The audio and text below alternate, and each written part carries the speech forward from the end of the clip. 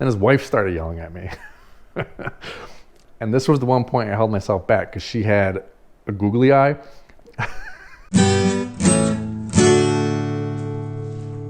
This story right here is probably my most drastic story, the one where I went off the rails the most. I let a customer change my contract.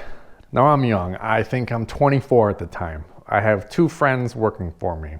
I had just bought a 30x60 and I was excited to get it out. You know, you're excited. You want to get the money. So some guy, his event's like an hour and a half away. He wants the 30x60, all this stuff under it. And I'm excited. Yeah, all right, let's do this. But he says, there's a few things in the contract I want to change. And me being an inexperienced idiot, I was like, okay, just change it and let me know. Well, he changed it and I forget back then, but I don't think I really looked it over. I was just like, okay, great, send me your deposit. He sends the deposit, order's booked. Well, now it comes time to deliver it. I'm with my two friends, been friends with them for a long time. We can get each other riled up. We can talk to each other a certain way. So I tell them, yeah, this guy changed the contract. And Gabe immediately was like, what? You let some guy change your contract? He's getting me going for like 30 minutes. Like, I'm like, I don't know. What? I don't know. I was just excited. He's just riling me up. So we get there and the address is off. He lives up on a mountainside. We're heading up the wrong driveway. They're right next to each other, but the addresses say where we're supposed to be. He didn't tell us any of this. So we eventually figure out we're in the wrong driveway. We come back down, back to reception. We're trying to call him. And I'm getting pissed because I'm wasting time. Gabe's egging me on about the contract thing. Ugh.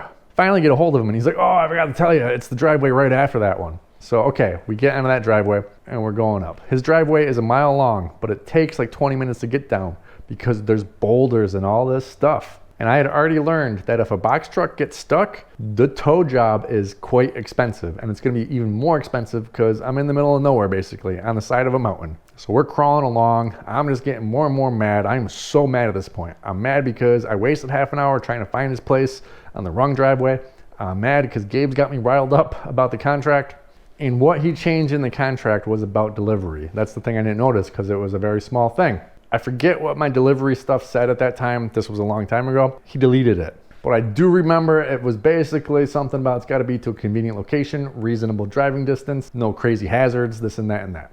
If I get stuck on your driveway or in your yard, you're responsible for the tow, blah, blah, blah. So we finally get up there and I am so mad. I get out of the truck. He starts walking towards me. I start walking towards him. I go, hey, are you John? He says, yeah. I say, well, I'm Adam and I'm fucking pissed. Just like that. And he's like, what? I'm like, you fucking changed my fucking contract. You motherfucking, you fucking played me, motherfucker. You fucking told me this was gonna be this far, I want to charge another $400 fucking dollars. You goddamn piece of fucking shit. So he's a little off. He starts yelling at me too, completely warranted. My friends are in the truck, and they're just like wide-eyed, and they're like, Adam, chill. I'm like, don't worry about it. And he starts saying like, I get deliveries here all the time. I'm like, yeah, and that's why you fucking changed my contract, because you got a delivery here before, someone got stuck and they charged you. So you took advantage of me and you changed my goddamn fucking contract. I said, we're fucking leaving. We're not doing this fucking job. And then his wife started yelling at me. And this was the one point I held myself back because she had a googly eye. What I wanted to say, it came in my head. I was like, shut the fuck up, you googly-eyed bitch. But I didn't.